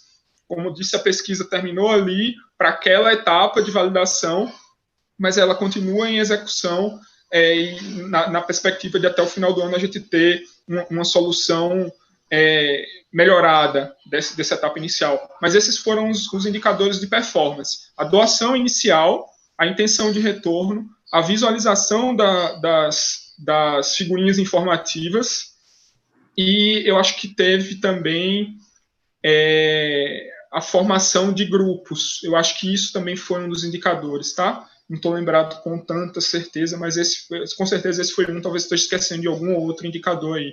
Mas esses foram os indicadores da avaliação que a gente fez, além da avaliação de observação, de usabilidade, tá? Que isso foi feito através do acompanhamento desses usuários iniciais, para perceber que estamos tendo dificuldade com tal e tal mecânica, né? Era uma mecânica de arrasto que estava sendo colocada ali, e aí algumas pessoas tiveram dificuldades com isso. Então, também houve avaliação nesse sentido, no sentido da usabilidade do artefato. Eu vou pular 2 perguntas aqui, porque tem uma pergunta da Sandra que complementa. Você respondeu a Sandra, ela faz outra pergunta na sequência aqui, eu acho que vai ajudar. A sua pesquisa está terminada? Não está, né? A gente sabe disso. Você pensou em como instrumentalizar o Hemocentro para que eles possam se apropriar dos resultados e fazer as revisões necessárias? Então, é porque a nossa prática, ela não estava a nossa pesquisa, ela não estava voltada para qualquer mudança relacionada à atuação do Hemocentro enquanto instituição. Ela estava direcionada para a mudança do lado do doador. Então, no Hemocentro, a gente não mexeu, assim, não queríamos criar impacto nenhum na condução das ações dos funcionários de lá. Eles têm um método que, para eles, é o mais eficiente, e a gente não chegou a entrar nesse mérito. A gente queria entrar no mérito do usuário, do doador. E aí era nele que estava o foco da mudança comportamental, né, na mudança de atuação, né, na mudança da condução prática, a prática da doação de sangue, efetivamente. Tem mais perguntas no YouTube, mas eu vou fazer um aqui do Zoom, da Ashley. O aplicativo tem informações sobre os hemocentros. Exemplo, se ele está com poucas doações, isso poderia gerar uma notificação para o doador ir até o hemocentro e doar? Ou alguma outra informação? Exemplo, no hemocentro, qual a sua doadoras, ele realiza uma confraternização dos doadores do Natal. Ela é doadora e faz uma confraternização do Natal. Agora eu quero entender a pergunta. Então, Ashley, essa informação ela é importante, e eles têm essa informação lá no banco de dados do Hemocentro. A gente até verificou a possibilidade de fazer essa integralização, mas a gente não conseguiu integralizar isso por limitações tecnológicas, tá? Mas a gente, em contato, e aí era um procedimento que era realizado, né, de forma terceirizada, não era automatizado, que eu quero dizer, mas a gente tinha a informação do que estava faltando e poderia fazer isso através do envio das notificações no PWA, né, pelo PWA. Mas a gente não tinha isso integralizado ao sistema do aplicativo por limitação tecnológica. Tá? A gente via importância nisso, mas a implementação disso exigia, pelo menos de forma automatizada, exigia um custo computacional muito grande. Então, a gente preferiu deixar isso de forma manual. Tá? Manda notificação para aquele grupo de usuários que tem o sangue que está faltando. Né? Então, restringe, o pessoal do A positivo, está faltando A positivo, vai lá, galera. Aí a gente mandava essa mensagem, mas essa informação vinha para a gente de forma manual, tá? Larissa Sherman, que eu agradeço a presença também. Quais foram os empecilhos diante da introdução da ferramenta no Hemocentro? Empecilhos da parte do pessoal do Hemocentro não houve. Assim, claro, teve uma coisa curiosíssima. A gente queria colar um cartaz, que era o cartaz onde estava o QR Code. E esse cartaz ele tinha que estar, pelo menos no planejamento inicial, era importante que ele estivesse dentro da sala de doação. Porque só chega na sala de doação quem passou na triagem e efetivamente vai doar sangue. Então, se ele está ali dentro, significa que ele vai doar. Já foi feita a etiqueta, já foi feito tudo com o nome dele e ele está pronto para doar. E a gente, vamos colar o cartaz lá dentro. E aí o pessoal, gente, não pode colar nada dentro da sala de doação, porque a cola acumula bactérias, acumula germe, é um ambiente que não pode ter esse tipo de coisa. Aí a gente, opa, beleza, então vamos adaptar aqui. E aí, acho que, mas assim, empecilho mesmo, não. É mais limitação pelo contexto em que aquilo estava sendo, né, implementado. Mas o pessoal lá foi muito solícito, ajudou bastante, colaborou com o processo de pesquisa, com a coleta dos dados. Então, quanto a isso, não. Melina Tandaia, a gente agradece a presença. Quais os principais desafios para conseguir essa parceria com as empresas? E como funciona isso dentro de uma universidade? Então, eu acho que como eu falei anteriormente.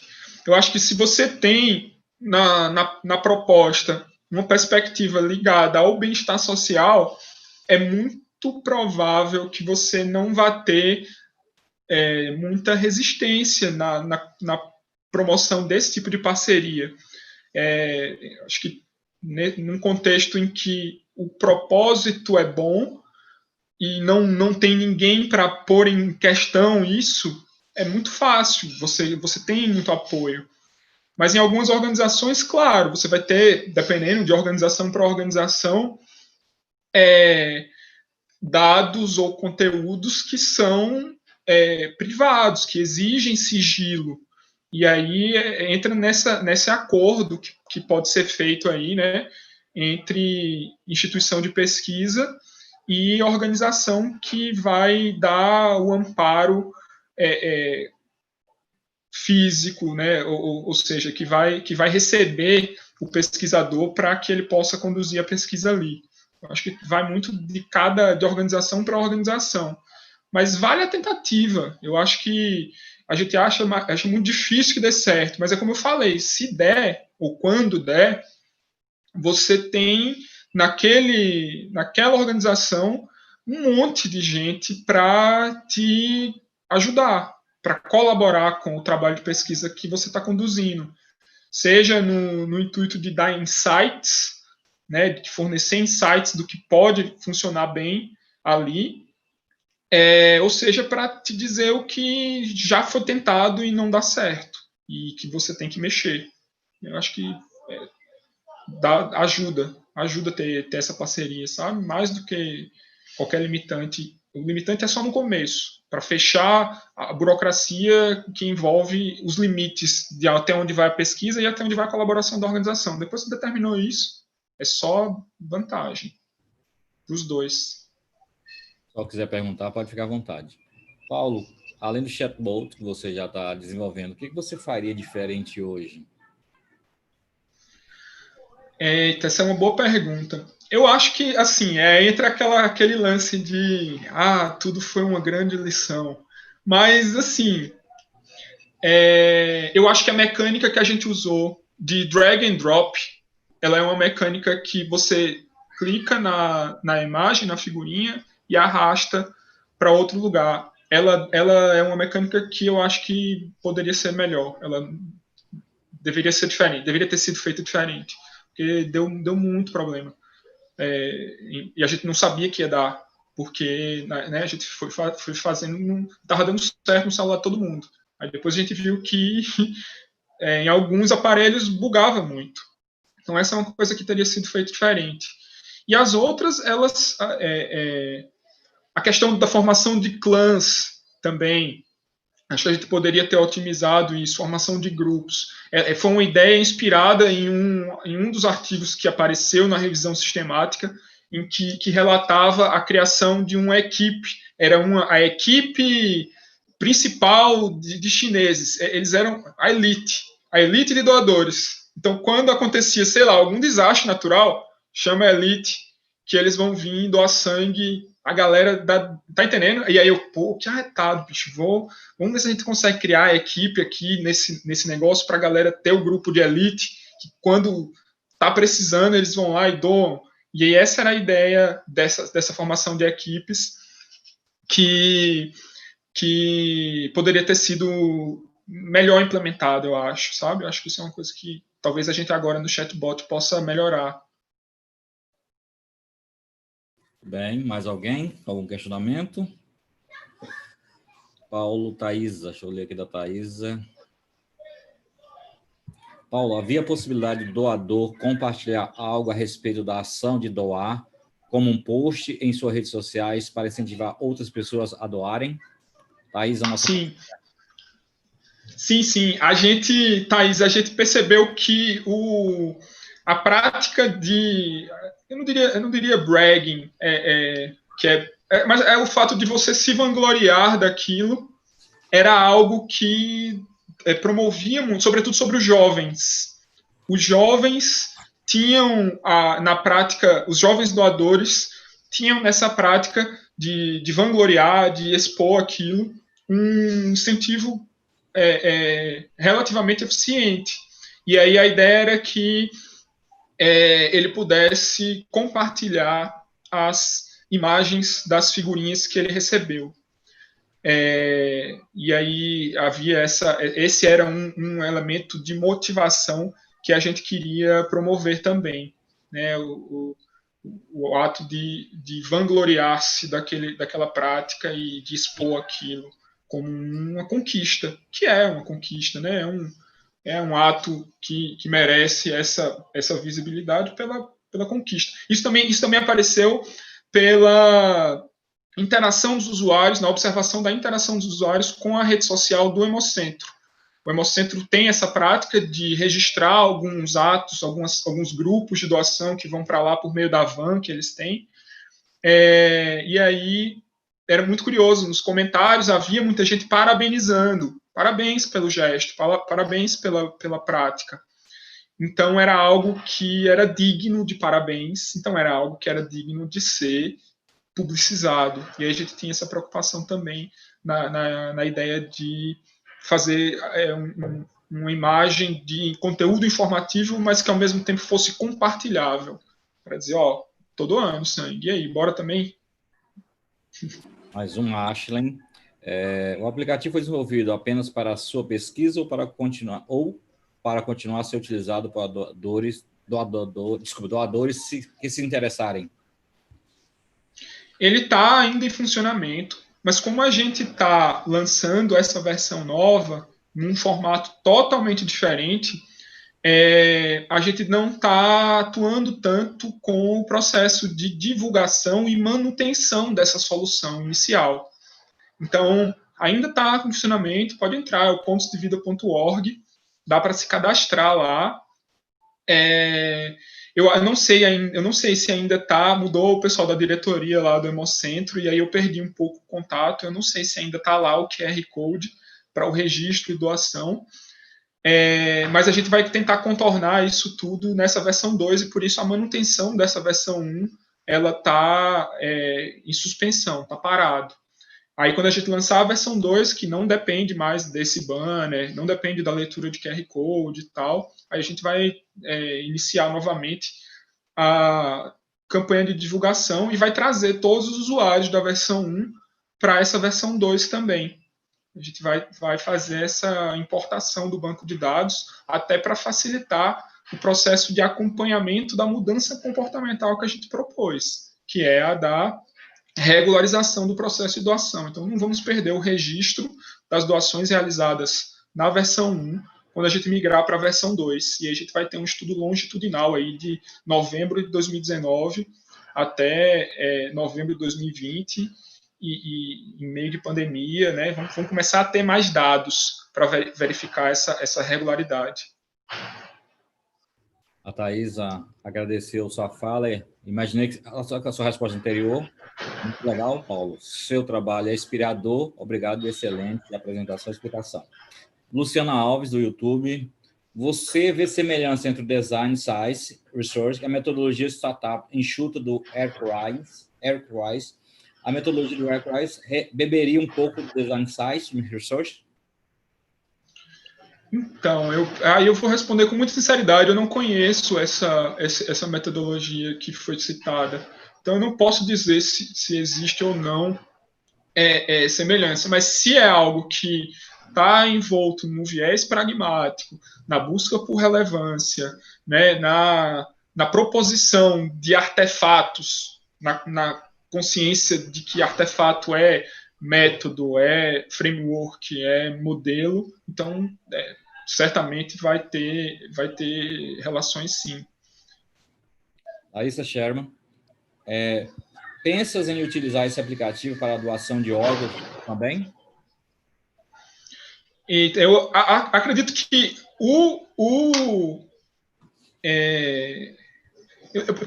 para ser bem sincero, eu não entendo nada sobre doação de órgãos. Eu não sei nem como é que poderia ser feita a adaptação. Mas a gente vai ter, como resultado aí, um recurso escalável. A metodologia é para o marketing social, ela não é para doação de sangue. Então, a metodologia que é feita para o marketing social, dependendo do contexto, ela pode ser implementada sim.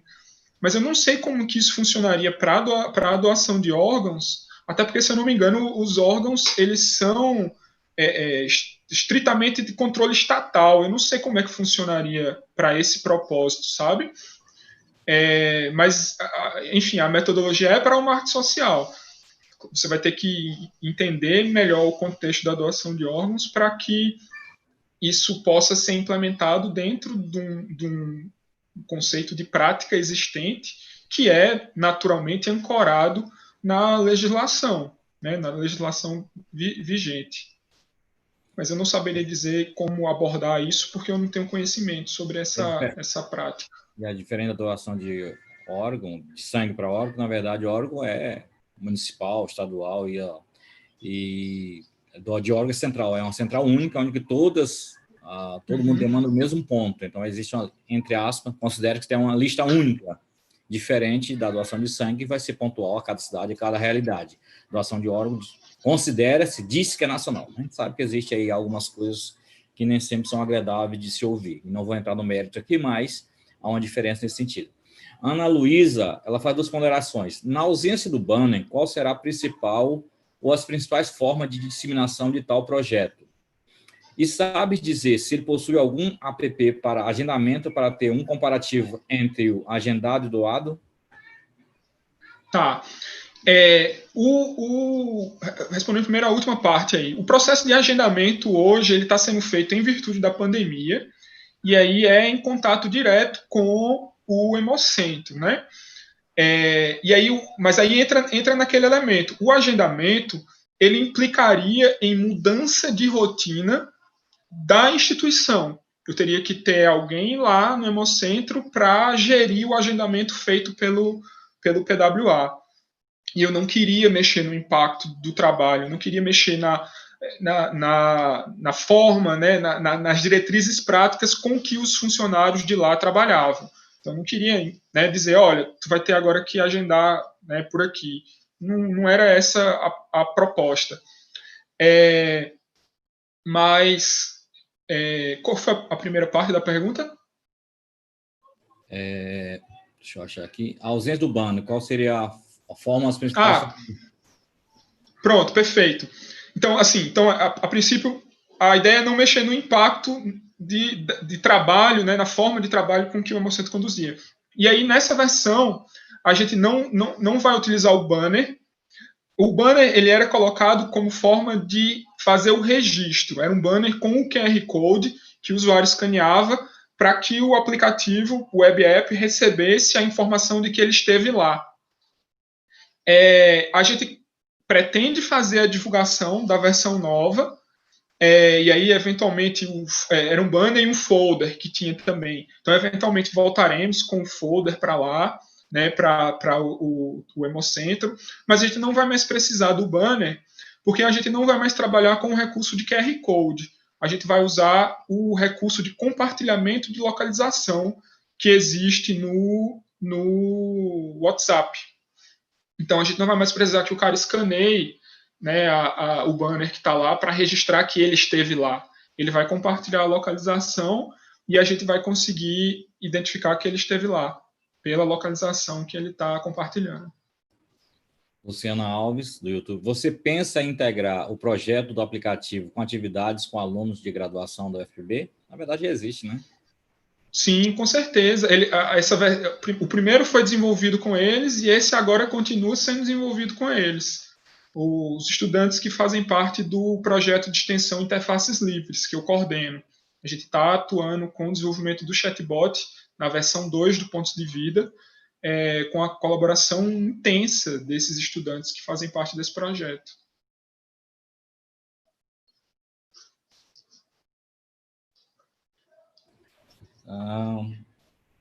Sandro Gonçalves, parabéns, Paulo. Diante do seu processo de pesquisa e desenvolvimento do artefato, quais as principais lições aprendidas com a aplicação do modelo DSR?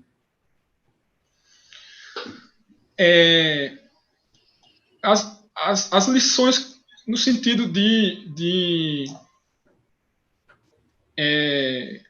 no sentido de aprendizagem, eu acho que é mais para reforçar a minha percepção, né, assim, já que fui eu que adotei, né, essa perspectiva de estudo no trabalho, então, assim, é algo que corrobora a visão que eu tenho enquanto pesquisador do trabalho de pesquisa.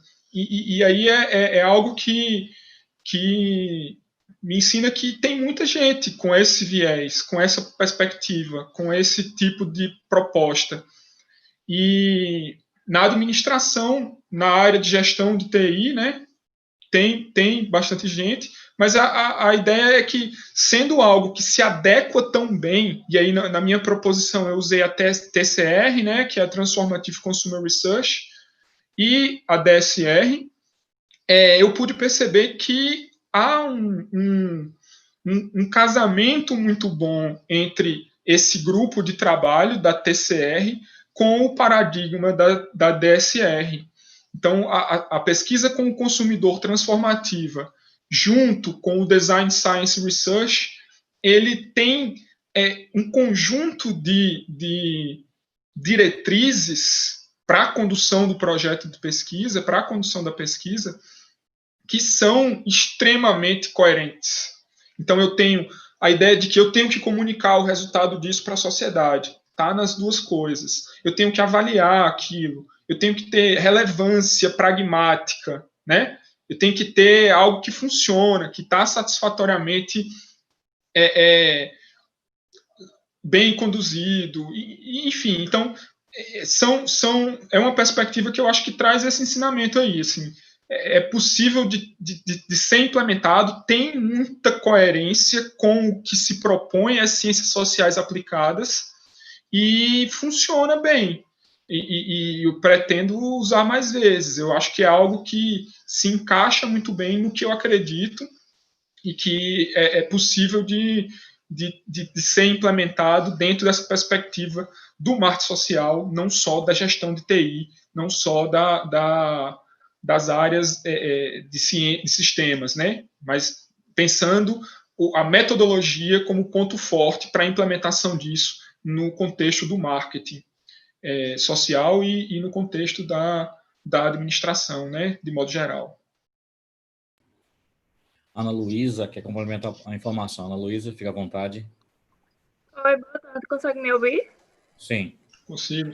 Paulo, você falou da nova forma que vai ser utilizada, a questão da localização por WhatsApp. Só que, como você mesmo falou, eu tive um probleminha aqui, me ausentei, você pode até ter falado sobre. Não é todo mundo que chega no Hemocentro que vai até o momento da doação, que a gente passa por todo aquele filtro e tudo mais.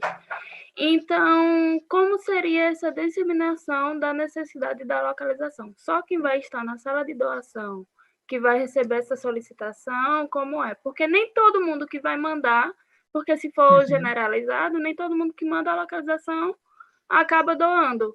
Então, como é que vocês vão fazer esse filtro? Então, Ana Luísa, essa é uma excelente pergunta. Porque ela deu um pouco de dor de cabeça para a gente e fez com que a gente refletisse muito sobre isso. É possível, e aí entra num outro elemento que está relacionado com a limitação tecnológica. A gente pensou, olha, a precisão do GPS ela é muito limitante. Então, às vezes, né, a gente que usa o GPS sabe que às vezes está marcando num canto e você está lá do outro lado, né?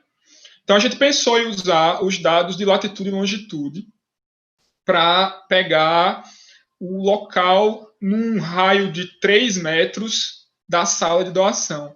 Mas a gente viu que isso não ia dar certo, ia ser muita dor de cabeça, porque a pessoa ia ficar frustrada. Então, a gente está considerando a identificação do local e está dando ao usuário o benefício da dúvida. Então, a gente se redimiu da necessidade de fazer a validação e tentou atribuir isso à própria lógica de formação de grupos. Então, a ideia é que desestimular um pouco a competitividade que daria ao usuário o desejo de dizer que doou sem ter doado e fortalecer a formação de grupos que permitiriam àquele usuário revelar a disponibilidade com o intuito específico de colaborar com o processo de doação.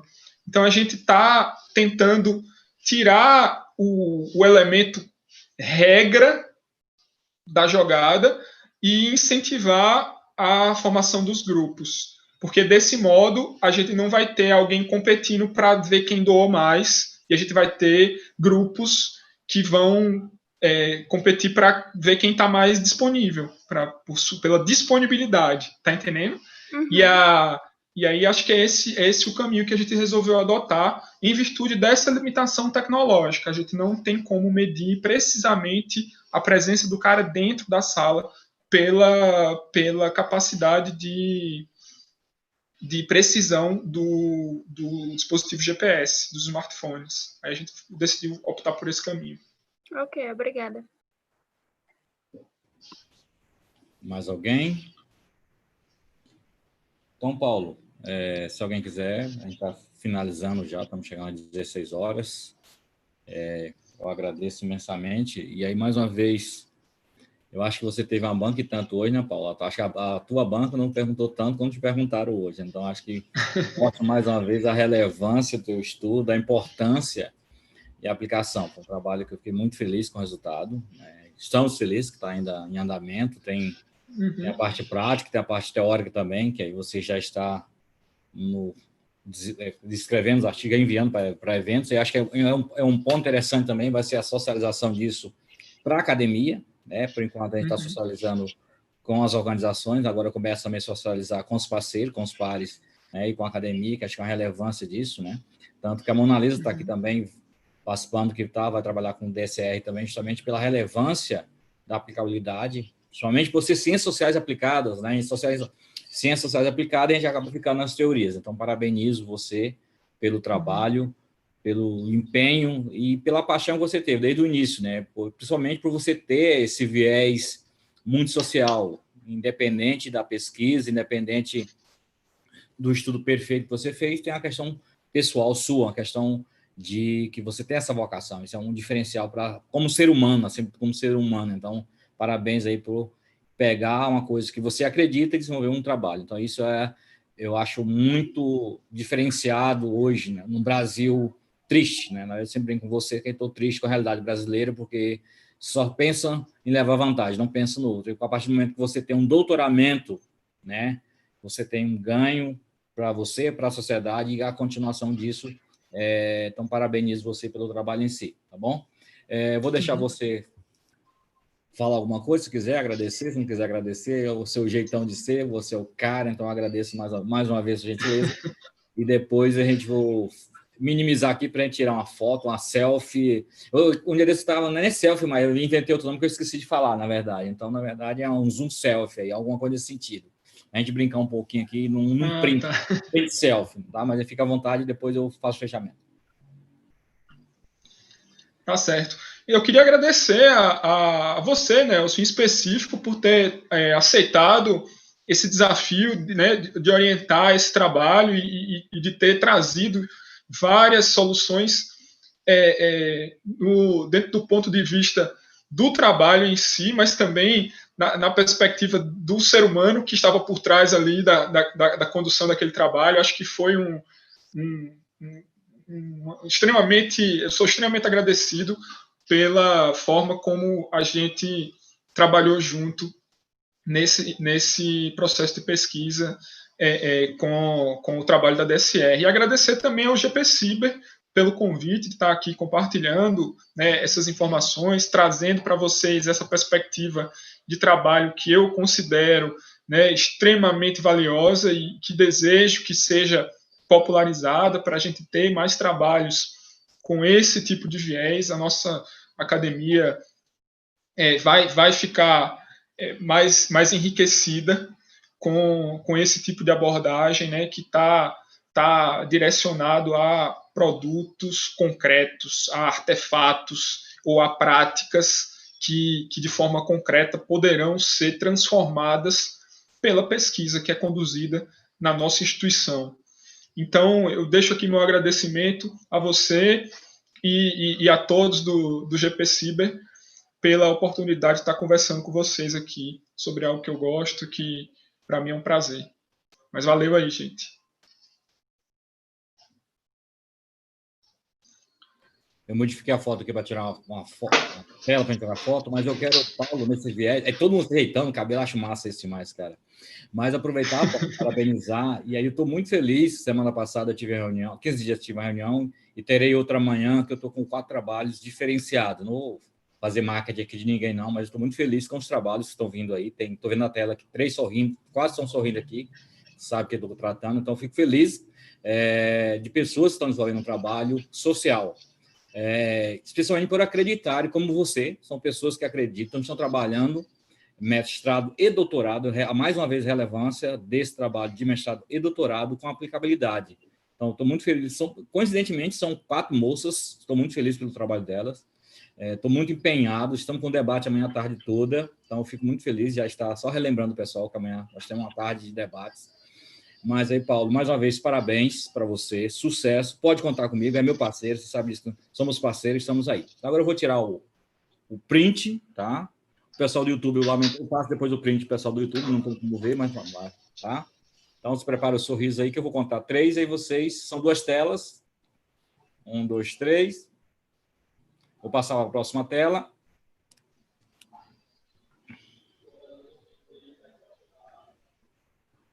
Vou contar 1, 2, 3. Agora eu estou vendo o pessoal de Minas aqui, gente, Minas Gerais. Nossa, quanta gente boa aqui, estou vendo longe. Sandro, Elaine, nossa, muita gente que não tinha visto aqui. São 2 telas, então peço desculpas. Pessoal, eu agradeço imensamente mais uma vez. Desejo a vocês... uma informação rápida. A gente está começando as parcerias, tá?